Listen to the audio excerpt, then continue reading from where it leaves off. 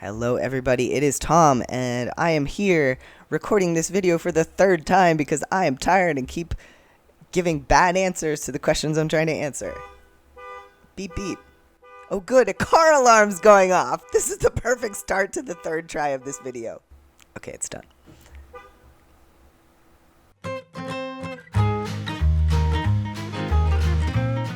And I am here with a special guest, Benny, who's not even looking at the camera, but he really wanted to be right here, right at this moment, as I was starting to record, so you may see him pop up from time to time.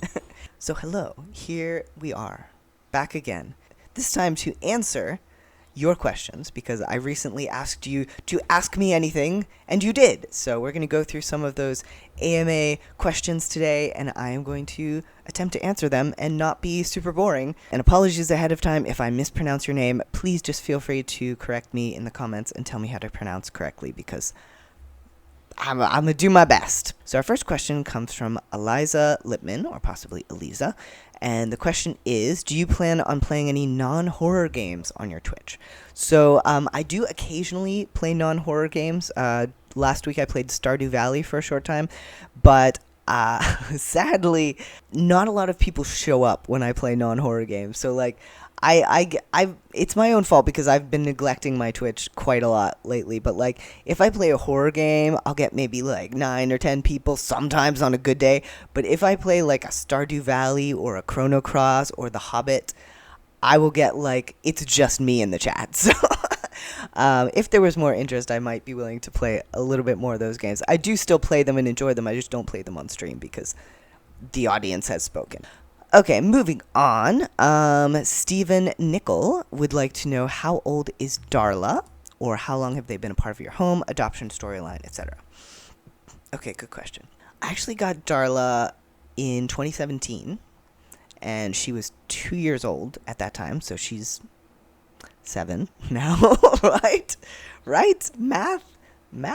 So I actually got her from a cat cafe. At the time, I want to say it was the only cat cafe in Chicago. I'm not sure if that's changed. But essentially, you go there and you pay like a certain amount of money for like an hour of time, and you get to go into a room with lots of comfy couches. I think they had some video games and like beverages and things, and there's all these cats, and you can play with the cats, and most of them are adoptable. And once I saw Darla, I was like, yeah, she's coming home with me. I'm sorry, I cannot leave this cat cafe without knowing that this cat is coming home with me. So that's what happened, and that's also why I have not been back to the cat cafe, because there's no way that I can go in there and not come home with a cat. Okay, Iman Economist wants to know what happened to Gandalf. So I already took him down because I explained this already in a previous iteration of this video, but essentially Gandalf, here he is. He used to hang over here. Oh, I can't do it. He used to hang over here, but he was cruelly replaced by the boy who was kissed. So he didn't move far. He actually lives just on the corner, on the edge of the bookshelf here, on the side of the bookshelf that faces not towards the camera, but he's still here. Okay, next question, which is from, okay, we have quite a few questions from Snoopy J, so I will talk about a few of these before we move on. Okay, so one question, did you ever think about doing videos about the Heartstopper soundtrack? So I have actually. I was thinking a while back about doing a video talking about the lyrics of different Heartstopper soundtrack songs and how they connect with the scenes that they're featured in. But I just have not gotten around to doing that. Probably in the future, we will go down that route and talk about that, because I do think it's interesting. Okay, next question. What do the fridge magnets or stickers say? So a lot of them are cat themed. We have like this one about a cat. We have my cat and I have decided to stay in tonight, which is pretty much always true. We have this souvenir from France with a black cat on it. We have, let's see, what else do we have? Oh, this was a souvenir from Seattle that a friend of mine brought back to me with a little robot and I think that's a sloth holding the pride flag and trans flag. We have, good lord, we have Mr. Rogers, who is a hero of mine, saying you don't have to be anything more than who you are right now. We have Bert and Ernie, because my best friend and I have been told that we are similar to Bert and Ernie. I am Bert. We have the Golden Girls, because I loves them.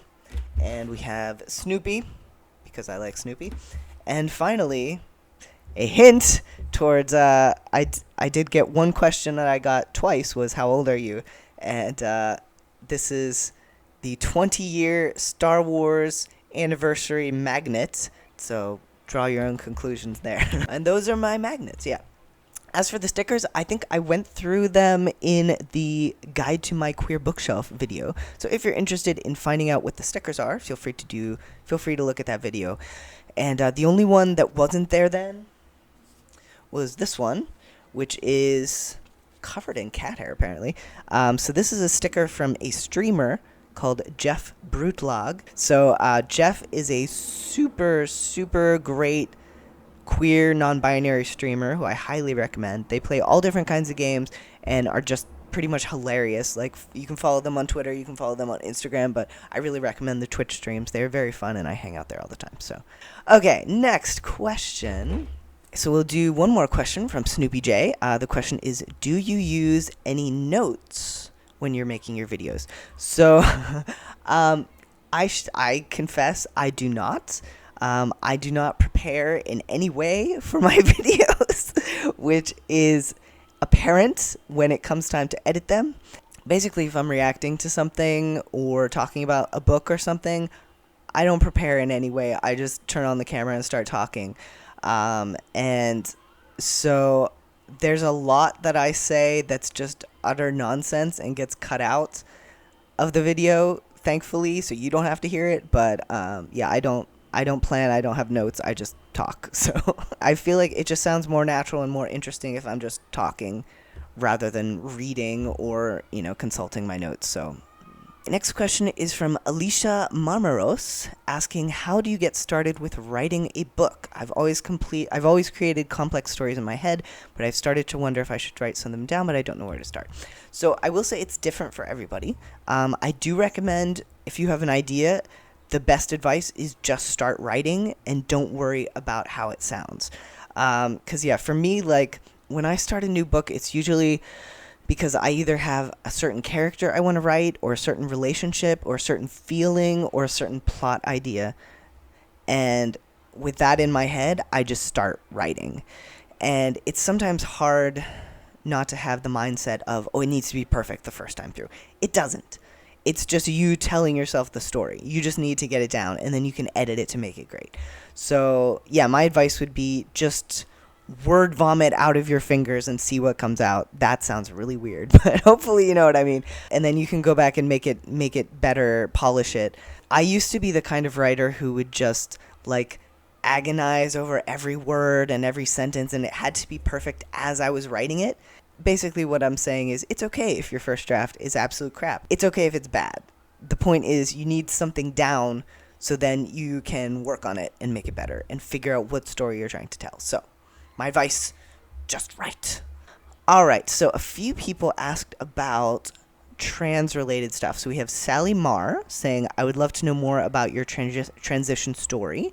And Jeff Rule saying, when did you first know you were trans? What was your coming out story to your family like? Things like that. Okay, so let's talk about trans stuff. In my last attempt at this video, I started this story 5 different times in 5 different ways. So hopefully I can do it justice this time. Oh, wobbly table. Okay, so first of all, some background. So I am from Western Pennsylvania. A very small town in Western Pennsylvania that is very conservative, very Christian, very white, just very all those things. These days, it is Trump country, essentially, and I don't go back there unless I have to. And now that my grandparents have passed away, I don't foresee myself going back there for any reason for a while.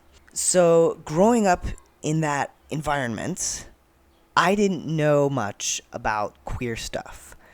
I didn't even think that gay was an option. I had never heard of being transgender except, like, the horrible things you would see on Jerry Springer. So essentially, like, people on TV making fun of trans women was all I knew about being transgender. In my high school, there were no out gay kids.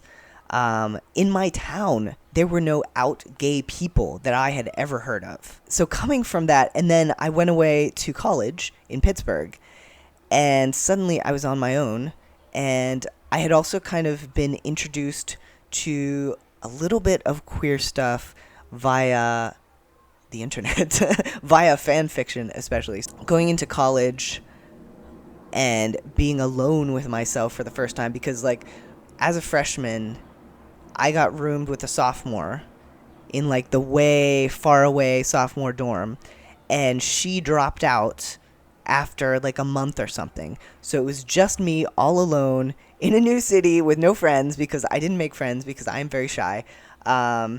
And all this time just to myself to think about stuff. And I just started realizing, oh shit, I think I'm gay. So like, I want to say even that there was an incident where I was staying up late, and like there were these bikini models on TV, and I was like, oh, huh, how interesting. So yeah, but so first I started realizing, oh, I'm not straight. And then after that, I started realizing like, oh shit, I don't really feel comfortable being a girl. Is that a thing?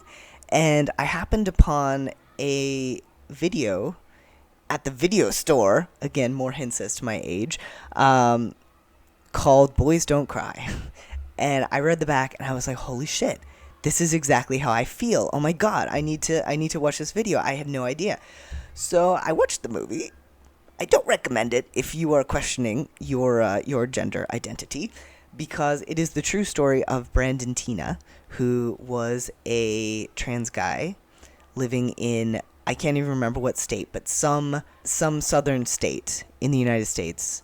And he was a trans man, and he and his girlfriend were brutally murdered because he was a trans man and because she was with him.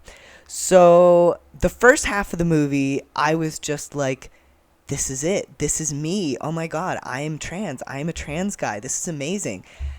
And then bad things happened. Because not only is he murdered, he is raped and murdered.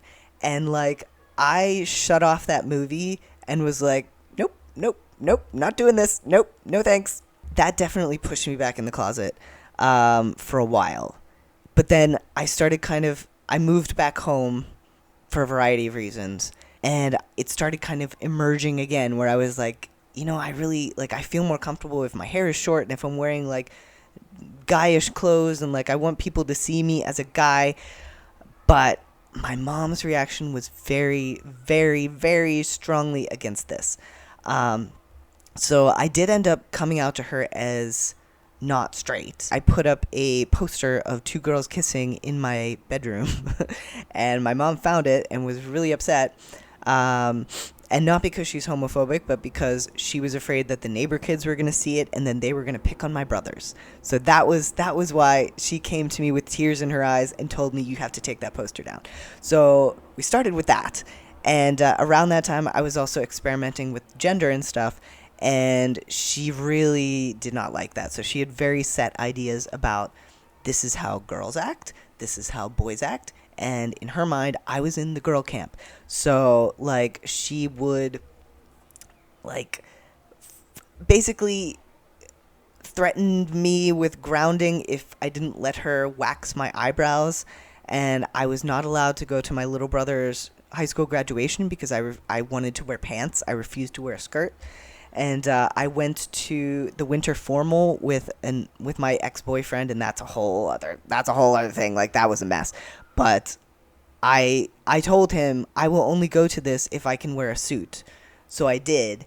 And essentially my mom and I had screaming fights about it for weeks beforehand. And like, she was saying, you're going to look stupid. They're all going to laugh at you. They're going to beat you up in the parking lot, etc., etc. And it turned out I went and it was fine. And a lot of people said I looked awesome. And made fun of my ex-boyfriend saying that he was gay, which, I mean, is terrible, but also I enjoyed it because he was an asshole. But yeah, so basically all of those things, the negativity from my mom and just the feeling of like, logistically, I couldn't understand how it would work if I transitioned. there were very few resources around. Like, you couldn't hop onto YouTube. YouTube wasn't even a thing yet. So I couldn't learn about being trans. So I basically just shoved myself back in the closet. So then jump forward, and over the next several years, I started getting more comfortable with myself again, and I started calling myself gender fluid. And there are people, obviously, like, gender fluid is a thing. There are people who are genuinely gender fluid. I was not. I was scared to take that final leap into saying I'm a trans man.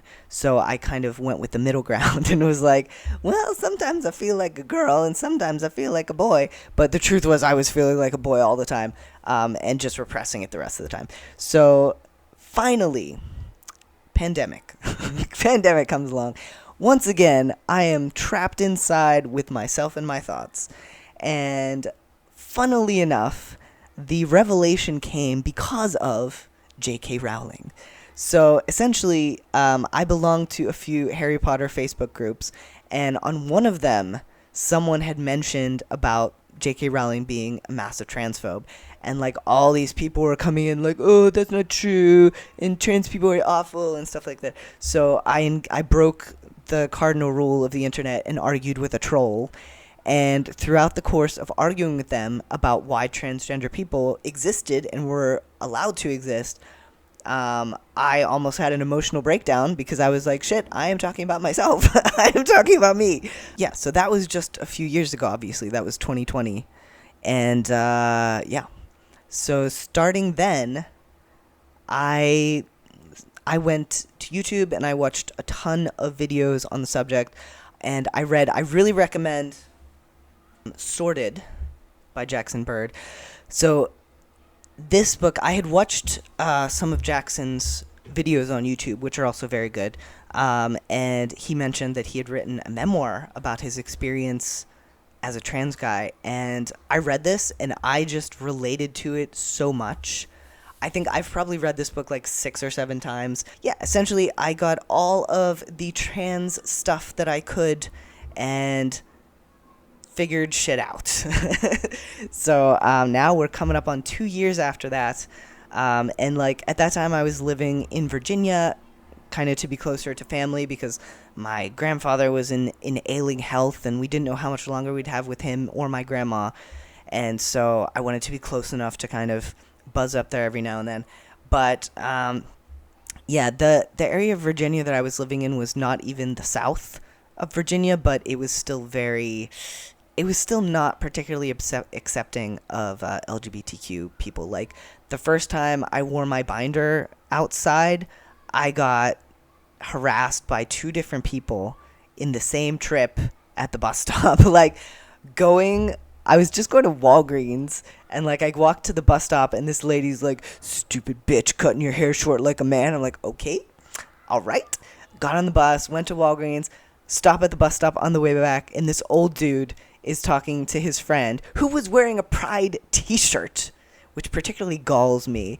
And the guy loudly says to his friend, pointing at me, is it a boy or a girl? And the girl says, I don't know. Why don't you ask?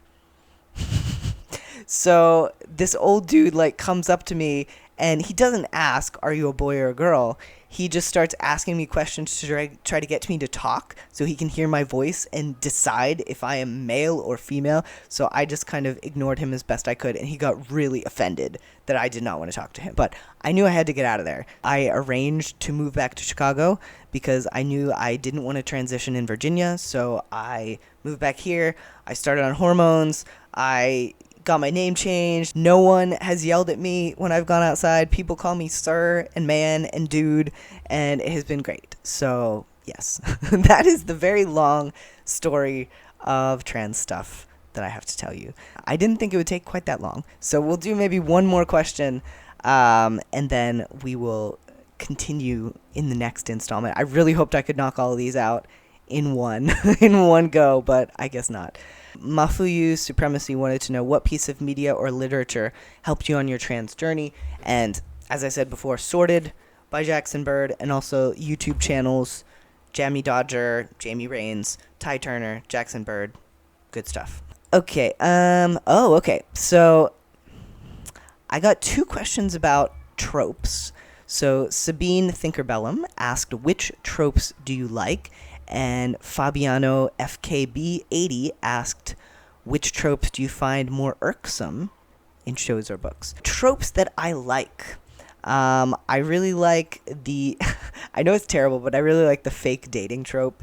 It just never gets old for me. Like I know it's really cheesy, but I just love it. I just love it. And I like enemies to lovers. I like friends to lovers. Tropes I do not enjoy. I hate love triangles, except for mine. Mine is fine. No, I hate love triangles. I hate miscommunication, and like I hate it when you have the two people in the couple and one of them sees the other one seemingly having a romantic moment with someone else and runs away mad, but they weren't actually having a romantic moment. It's just a miscommunication. It's just a misunderstanding, but they don't talk about it, and they don't talk to each other, and they're angry at each other for no good reason. Like, it's okay if they have an argument, but it should be over something real. I hate the miscommunication, misunderstanding trope. It annoys the crap out of me. Okay. So Sean Megan also wants to know, what was your first fandom?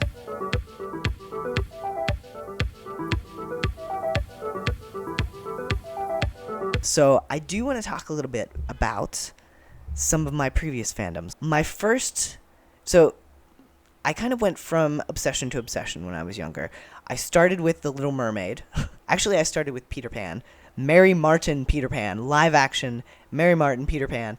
Because I was like, she is a girl, and everybody's calling her he, and that's fine. I want to do that. So little trans me was very into that. And after that, I was really into The Little Mermaid.